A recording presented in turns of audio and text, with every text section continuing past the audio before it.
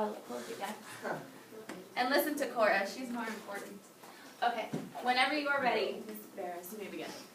Okay, well in 2013, Pope Benedict shocked the Catholic community by deciding to step down from the popitude, claiming that his declining health made it impossible for him to serve as he once would. The election, I suppose it's an election, of Pope Francis leads us to today's topic. Pope Francis is a very modernized sort of pope.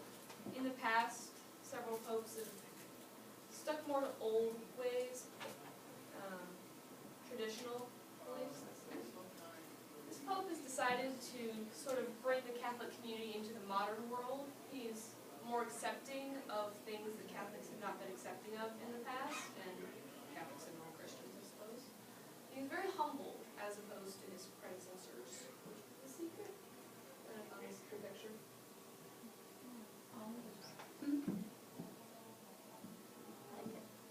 The Papal Palace in the Sistine Chapel, yes? Or is it? Vatican City. The Pope has his actual own castle, basically, that he's allowed to live in by grace of his position. And in the past, that's been very, if you're going to be the Pope, you might as well get the house. But Pope Francis actually has an apartment farther into the city that's not in the palace, and he will basically commute to his house, his apartment, because he doesn't feel that his position should afford him any special rights. Here we see a side-by-side of Pope Benedict and Pope Francis. You can see Benedict has a taste for finer things in life. He's got a fancy gold chair, which, to be honest, is what I would do.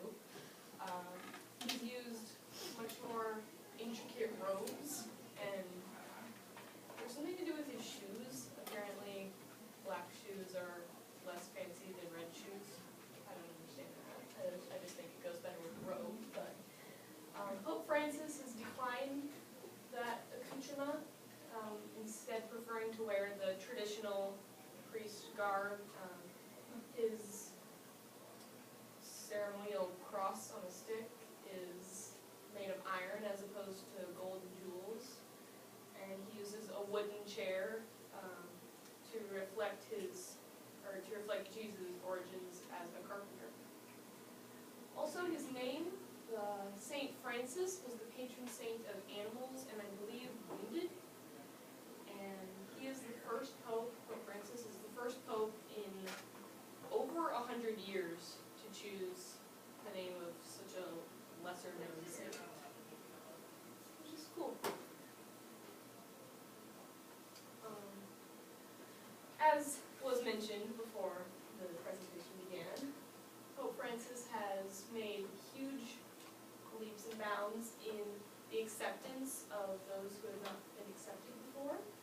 Here we see him embracing a man with, I'm going to try my best, neurofibromatosis, which is when your face just explodes in boils and it's painful and not very pretty and has caused a lot of controversy think of the Dark Ages, a person like that would be burned at the stake. And here we have the Pope, the head of the Christian church, embracing him and telling him that it's okay. And this is a huge step for that sort of thing.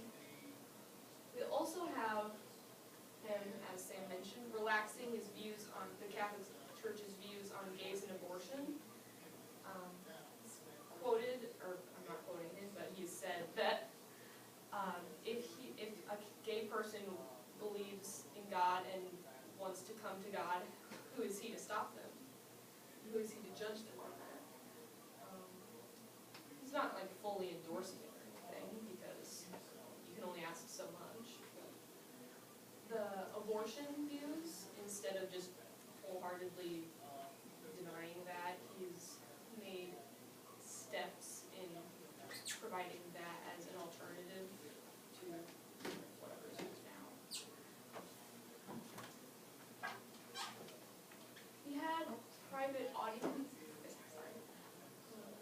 transgender man, which is a man who was born female, assigned female at birth, but then changed.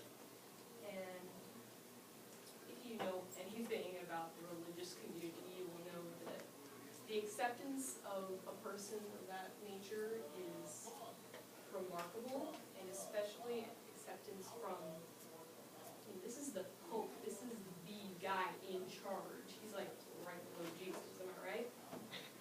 This guy, and for him to say, stop hating gay people and stop hating transgender people, this is a whole new age.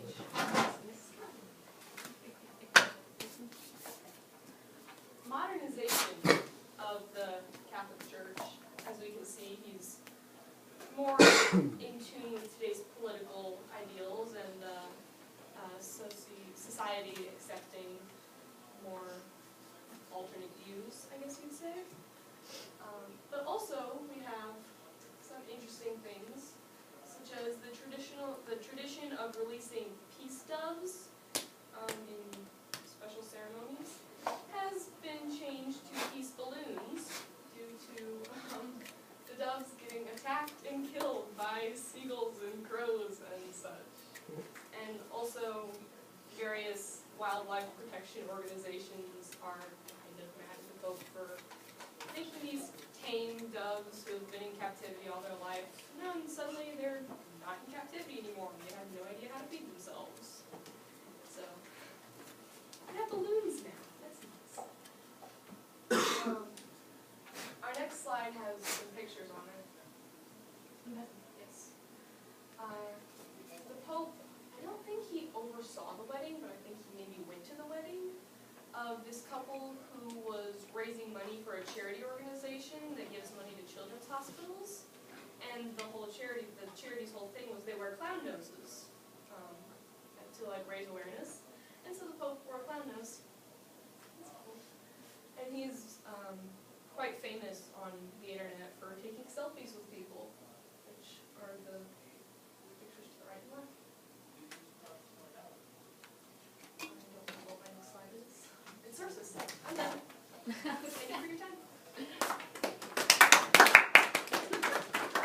Yeah, Cora.